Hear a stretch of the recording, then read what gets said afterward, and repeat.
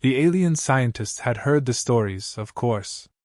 They had read the reports from the various galactic species that had encountered humans, a strange, Deathworld species from a planet called Earth. To most of them, it sounded more like folklore than scientific fact. How could a sentient race evolve on a planet with such hostile conditions and yet thrive? The idea seemed absurd. But they were scientists, and their role was to understand. The Intergalactic Research Coalition had assigned a group of top scientists to study the physiology of these humans in detail. They knew that humans were classified as Deathworlders, a term used to describe species that had evolved on planets with extreme conditions, planets where survival itself was a constant struggle. But to these aliens, whose home planets were temperate, stable, and largely free of predatory dangers, the idea of such a world was beyond comprehension. When the human subject entered their sterile laboratory, the scientists were immediately struck by how ordinary he appeared. Tall, yes, and with a certain sturdiness about him, but there was nothing particularly alarming. His expression was calm, almost amused, as if he knew something they didn't. The lead scientist, Drear, began with formal introductions, explaining the experiment with clinical precision. The plan was simple. They would observe how a human's body reacted to a common galactic toxin. It was a substance that incapacitated most species within minutes, even the more resilient ones. "We must stress," Drear said, "that this is a controlled environment. Should you experience any discomfort, our medical staff is standing by." He glanced at the human, whose relaxed posture contrasted sharply with the tense, anticipatory stance of the research team. The human, known only as Captain Reed, smiled. "Sure. I understand. I'll let you know if I feel anything." His tone was casual, almost light-hearted, which confused the researchers. They were used to subjects reacting with caution, if not outright fear, to such experiments. The toxin they were using was designed for scientific purposes. It wasn't lethal but produced a range of symptoms from nausea to temporary paralysis in most sentient beings. Drear signaled for the experiment to begin. An assistant stepped forward and handed the human a small vial of liquid. Reed held it up, inspected it for a moment, and without hesitation, downed it in one swift motion. The researchers collectively held their breath. There was an eerie silence in the room as they waited for the expected reaction. The toxin usually worked fast, so they expected to see signs within seconds. Reed casually placed the vial on the counter and crossed his arms, as if waiting for something interesting to happen. Minutes ticked by. Drear's multiple eyes blinked in unison, confusion spreading through his team. The human showed no signs of distress, no nausea, no visible discomfort, nothing. Reed's calm, steady breathing seemed to mock their expectations. The assistant ran a quick diagnostic scan, the device humming softly as it passed over Reed's body. "His vitals are normal," the assistant reported, her voice tinged with disbelief. Drear couldn't quite believe it. He leaned in closer to the data monitor, studying the readings as though there must be a mistake. The toxin had entered Reed's system, that much was clear, but it was as if his body was actively neutralizing it before it could take effect. His immune response was rapid, far faster than anything they had ever recorded. "How are you feeling?" Drear asked, his voice betraying a hint of his rising concern. "Honestly? I'm fine," Reed shrugged. "This isn't exactly my first rodeo with poison." Drear's appendages twitched in confusion. "Not your first? This substance should be incapacitating you by now. You've shown no reaction at all." Reed chuckled, leaning back in his chair. "On Earth, we have all sorts of fun stuff. Venomous creatures, toxic plants, diseases. Humans get exposed to small doses of toxins all the time. Builds up a tolerance." The room grew tense. The alien scientists exchanged worried glances. This human was acting as though the toxin was nothing more than an everyday inconvenience, like a mild allergy. Their carefully designed experiment was not proceeding as expected, and that worried them. Drear cleared his throat, or the equivalent of it, and turned to his team. "Run the tests again. We need to be sure this is not an anomaly." The assistant ran another diagnostic, but the results were the same. The human was completely unaffected. In fact, his body was actively breaking down the toxin at a rate they had never seen before. To Drear, it was as if the human's immune system had been engineered specifically to resist external threats. "We may need to escalate the test," one of the scientists whispered. "This toxin isn't strong enough." Drear hesitated. "Escalate? We don't want to risk permanent damage. Even Deathworlders have their limits." Reed, who had been listening in, smiled again, this time with a glint of mischief. "I'm game if you are." Drear was both impressed and deeply unsettled by this human's nonchalance. He had never encountered a subject so casually willing to expose themselves to danger. But there was something more. The way Reed seemed completely unconcerned was beginning to unnerve them.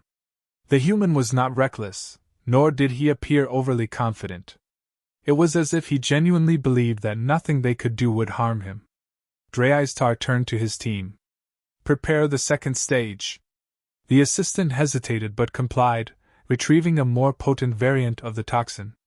This was a version known to cause severe symptoms in even the hardiest of species. The team wasn't sure how much more the human could take, but they needed answers. This level of resilience was unheard of, and their curiosity was slowly giving way to a creeping fear of the unknown. Reed took the vial with the same ease as before. "This one looks a little stronger," he joked, then downed it without a second thought. The scientists leaned in closer, their nerves on edge as they watched for any sign that this dose would finally affect the human. Surely this time he would react. Surely no species, not even a Deathworlder, could tolerate this level of poison. But again the minutes passed, and again Reed showed no reaction. His heart rate remained steady, his breathing normal.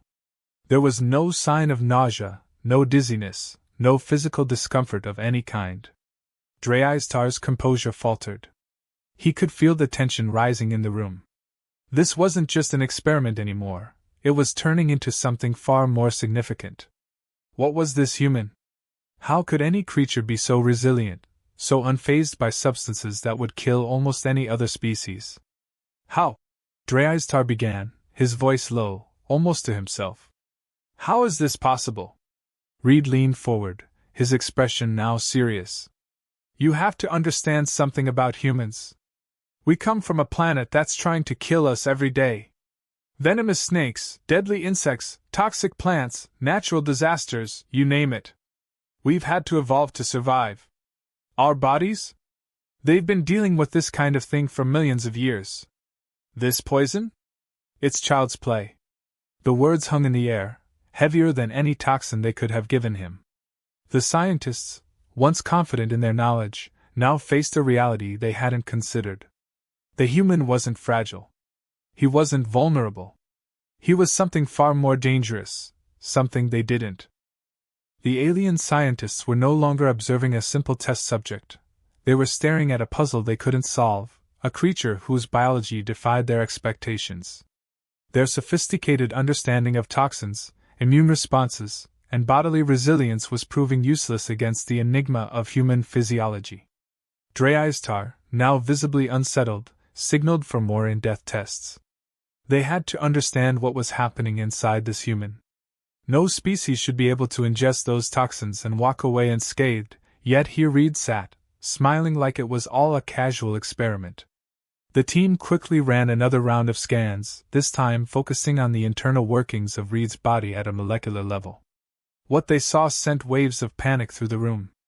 The human cells were responding to the poison as if it were an everyday threat, identifying it, neutralizing it, and expelling it with a speed that bordered on the miraculous.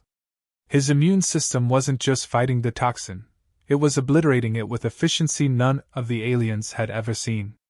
One of the junior scientists, fidgeting nervously, looked over the data again and again.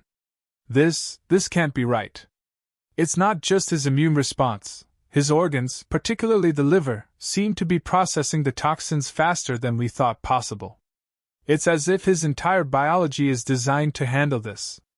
Drear, pacing now, muttered to himself. This is far beyond what we anticipated. His previous confidence had crumbled, replaced by a growing sense of dread. It wasn't just the immediate results of the experiment that concerned him, it was what they implied. The human body, it seemed, had been forged in a crucible of danger and hardship, shaped by millions of years of survival on a planet that should have killed them 1,000 times over. "What kind of place is Earth, really?" one of the scientists whispered, unable to hide her anxiety. Reed, overhearing, chuckled. "Earth? It's a death world. Didn't you guys read the reports?" His tone was casual, as if Earth's reputation was nothing unusual. "We deal with this stuff all the time. Poisonous animals, toxic plants, diseases that mutate faster than you can blink. It's just life." The aliens exchanged nervous glances. The reports had indeed classified Earth as a death world, but none of them had taken it seriously. After all, every species faced its own unique challenges. But this was something else. To them, a death world meant a place of occasional peril, not a constant battle for survival. It was becoming clear that Earth was far more dangerous than they had imagined, and that humans had evolved to thrive in conditions that would annihilate most other species. Drear's hands shook slightly as he reviewed the results. "It's as if your entire evolutionary process was built around surviving in a hostile environment," he said, speaking more to himself than to anyone else. "No wonder your immune response is so aggressive." Reed shrugged, leaning back in his chair. "We had to adapt. Our ancestors weren't exactly handed an easy life. Everything on Earth is out to kill you in one way or another. You either evolve to deal with it, or you don't survive. Simple as that." The statement hung in the air like a dark revelation. The alien scientists were silent, processing what it meant. They had never encountered a species that seemed to thrive on danger. Most intelligent life forms evolved in stable, relatively peaceful environments. It was unheard of for a sentient species to come from a world where survival was a daily fight. But here was this human, sitting calmly after ingesting a poison that would have incapacitated or killed nearly any other species in the galaxy. And he acted like it was no big deal. "Perhaps we should stop the test," one of the scientists suggested quietly, a note of fear creeping into her voice. "We may be pushing the limits of what we understand." But Drear shook his head. "We need to understand more. We must know how far this resilience goes. If humans can withstand this, what else are they capable of?" The team prepared a new round of tests, this time with a more potent poison, one that was known for being highly dangerous, even in trace amounts. It was the kind of substance that could overwhelm the immune systems of other species in moments. Drear hesitated only briefly before giving the order. They had to know the full extent of human tolerance. Reed didn't flinch as the vial was handed to him. He took one look at the contents and grinned. "You guys really don't get it, do you?" He drank it without hesitation. The scientists watched with wide, terrified eyes. This time, surely, there would be a reaction. The dose was enough to cripple even the most resilient alien species. The room was tense, the air thick with anticipation. But once again, nothing happened. Reed sat there, calm as ever, his eyes alert, his body language relaxed. If anything, he seemed even more amused by their growing panic.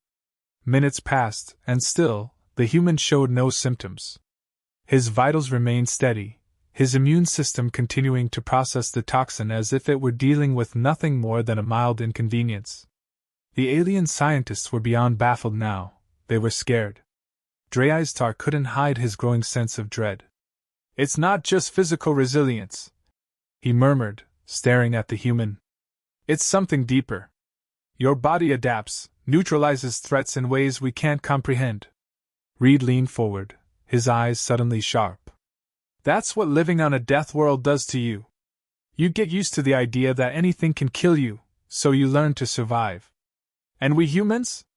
We're damn good at surviving." The words struck the alien team like a physical blow.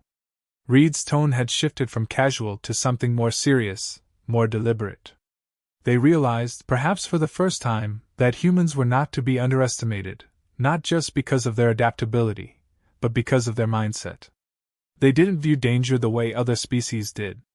For humans, it wasn't something to fear, it was something to overcome.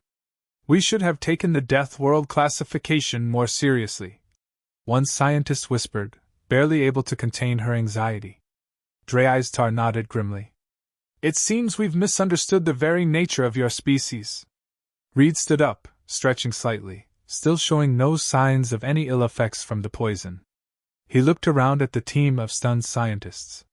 You know, he said casually, it's not just poisons.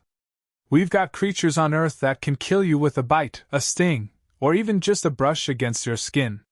And we've learned how to deal with all of it. Pain, injury, toxins, we adapt. It's what we do.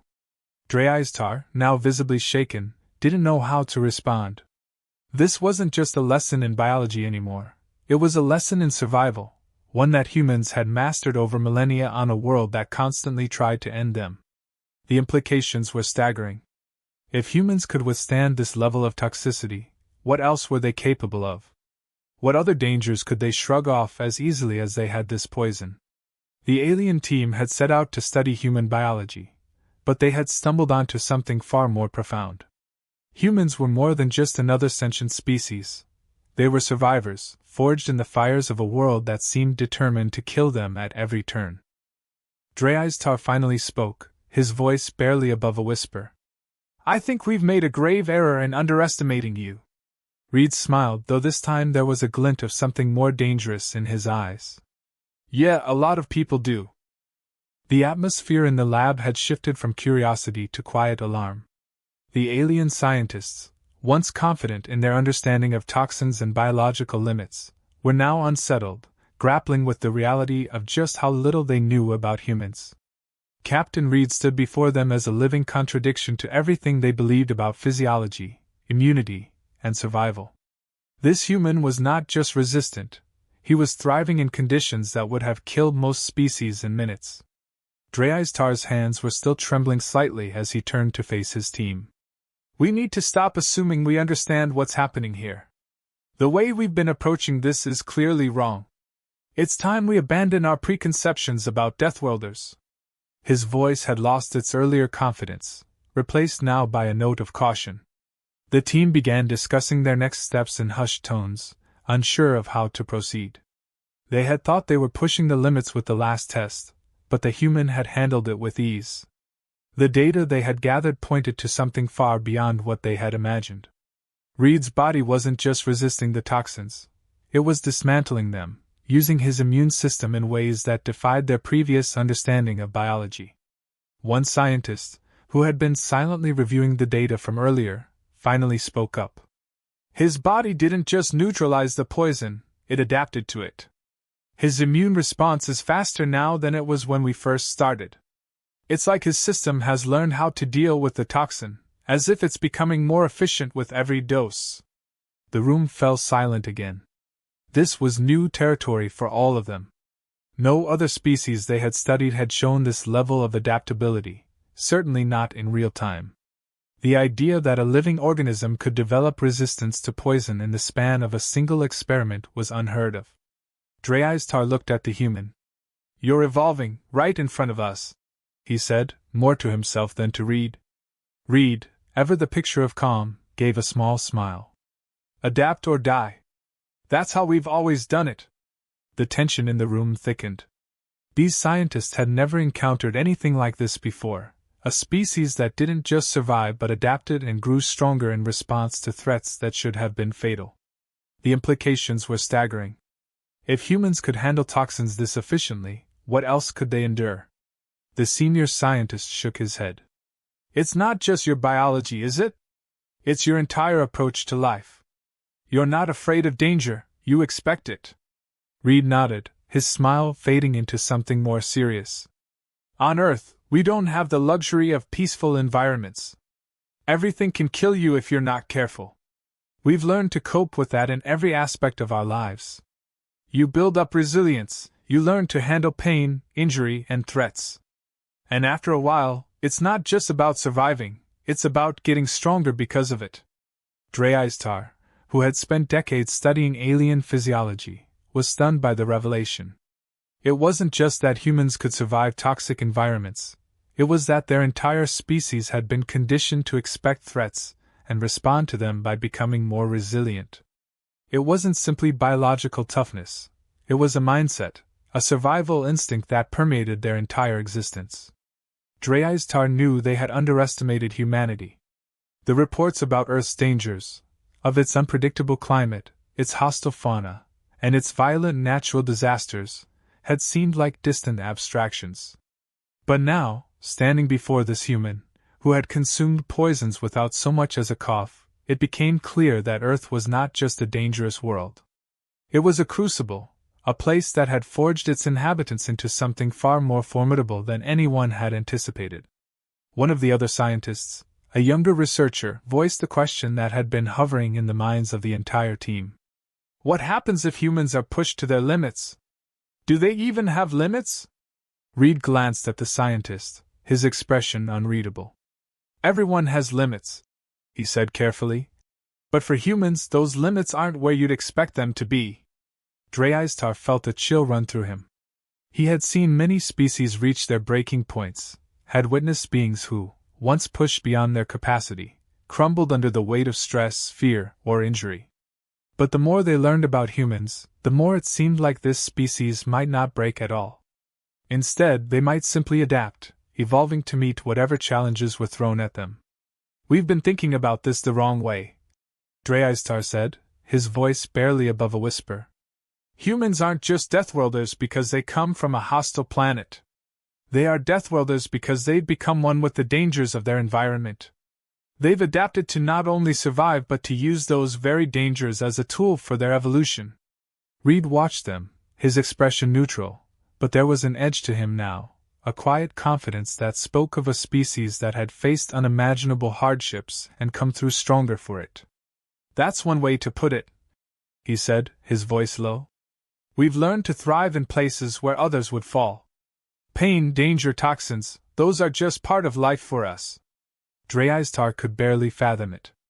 Every species they had studied had sought to avoid danger, to minimize risk and ensure survival by finding the safest environments possible.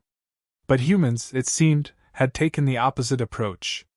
Instead of running from danger, they had embraced it, allowed it to shape them, to push them to their limits and beyond. One of the other scientists, her voice trembling slightly, asked, "Why would anyone choose to live that way? Why not seek out safety, stability?" Reed's eyes flickered with something hard to describe. Was it pride? Defiance? He leaned forward slightly, his voice calm but firm. Because we didn't have a choice. Earth doesn't give you safe options. You either adapt or you die. And over the years, we got good at adapting. So now, even when the dangers change, we change faster. The implications of this truth began to settle over the room.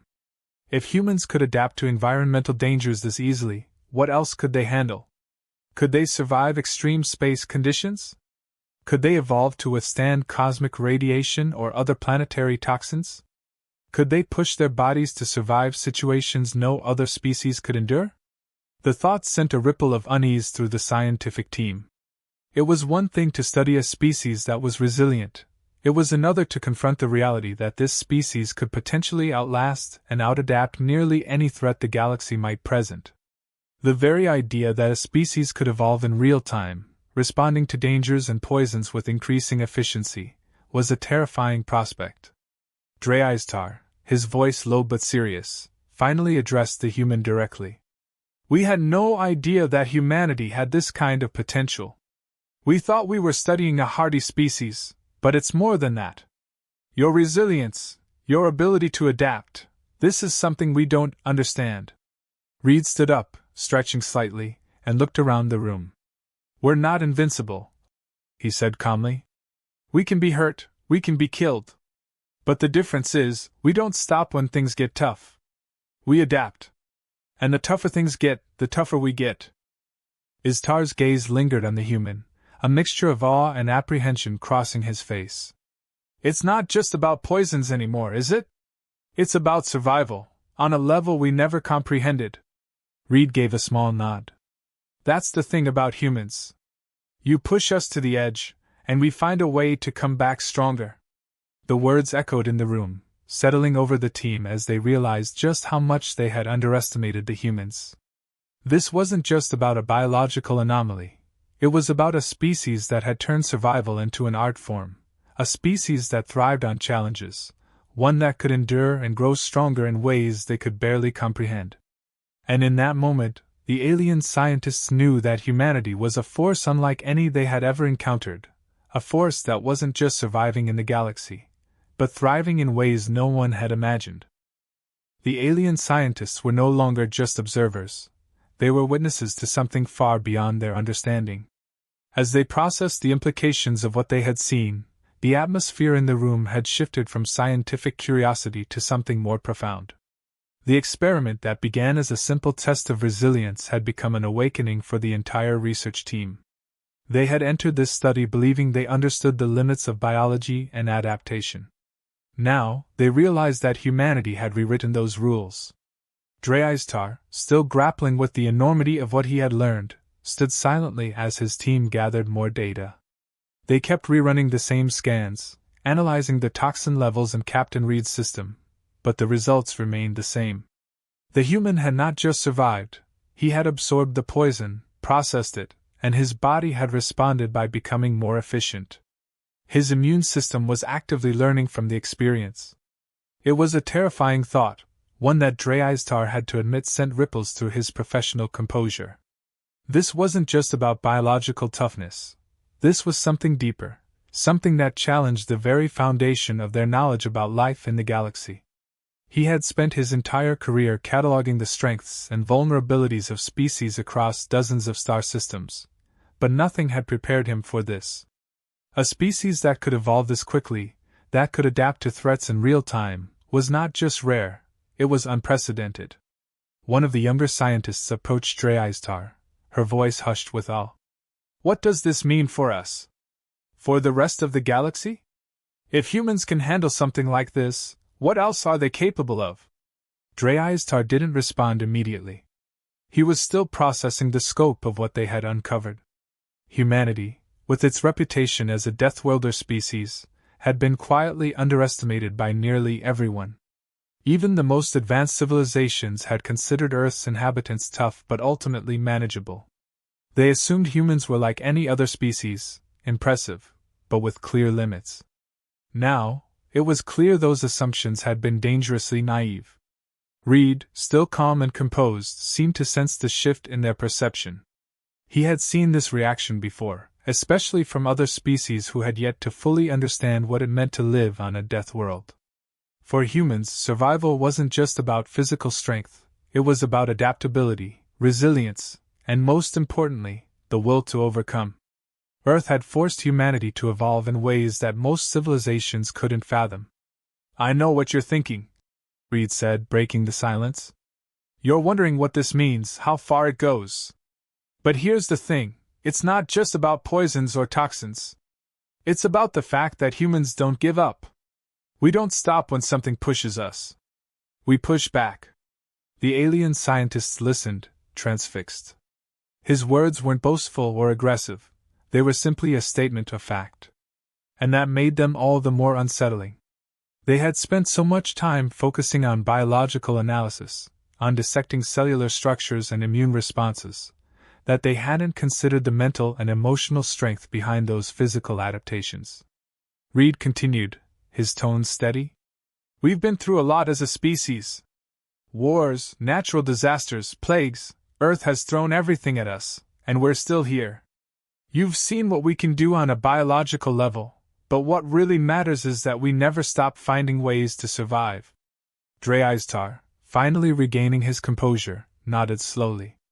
"Your resilience is beyond anything we've encountered. But there's more to it, isn't there? Your biology is remarkable, but it's your ability to endure mentally that sets you apart. You expect danger. You expect to be tested. And that's what makes you unpredictable." The realization washed over the room like a wave. The aliens had assumed that strength was something measurable in terms of physical endurance or brute force. But humans had a different kind of strength, one that couldn't be quantified in the usual ways.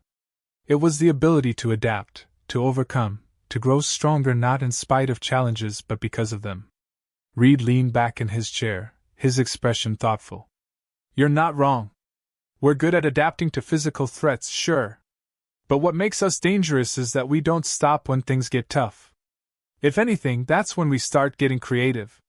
The scientists exchanged uneasy glances. They had come into this study thinking they were simply exploring the limits of human physiology. But now they understood that humanity's real power wasn't just in their physical resilience. It was in their relentless drive to survive and succeed, no matter the odds. Drear, after a long pause, finally spoke again. "I think we've underestimated the potential of your species. Not just in terms of biology, but in your entire approach to existence. You don't just adapt to survive, you adapt to thrive." Reed's smile returned, though it was softer now, almost reflective. "That's what it means to come from Earth. You either get tougher or you get left behind. We've had to deal with so much that we've learned to take it in stride. That's just how life is." The implications of that statement lingered in the minds of the scientists. If humanity could adapt to poisons this effortlessly, what else could they handle? Could they survive in environments that would be lethal to other species? Could they push their bodies and minds to endure challenges that no other civilization could?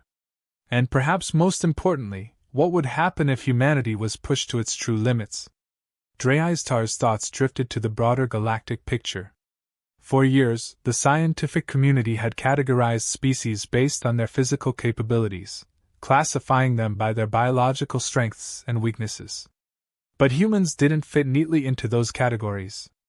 They were something entirely different. A species that could endure the harshest conditions their world could offer and come out stronger on the other side. Drear couldn't shake the feeling of unease creeping into his thoughts. What did this mean for the galaxy's future?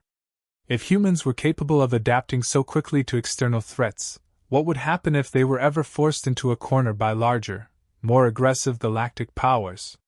Would they simply adapt again, finding ways to survive and outlast any challenge thrown their way? One of the other scientists finally broke the silence, her voice filled with a mixture of awe and fear. "This changes everything, doesn't it? Our understanding of survival, of strength. Humans aren't just another species. There's something else entirely." Drear nodded. "Indeed. We need to rethink everything we know about human potential. They are not to be underestimated." Reed stood, his presence now fully commanding the room's attention. He walked toward the exit, pausing briefly to give the group one last glance. "I told you from the start, Earth is a tough place. But that's why we're still here." The doors slid shut behind him, leaving the alien scientists alone with their thoughts. Drear turned to face his team, his voice heavy with the weight of what they had just witnessed. "We've only scratched the surface. What we've seen here is a glimpse of what humanity is capable of. We've been focused on their biology, but it's their spirit that we should be paying attention to." The room remained silent as the gravity of his words sank in. They had come to understand a species far more complex, far more dangerous than they had ever imagined. Humanity wasn't just a species that survived, it was a species that refused to be defeated, no matter the threat. As Drear prepared his final report, one thought echoed in his mind: the galaxy had no idea what it was dealing with.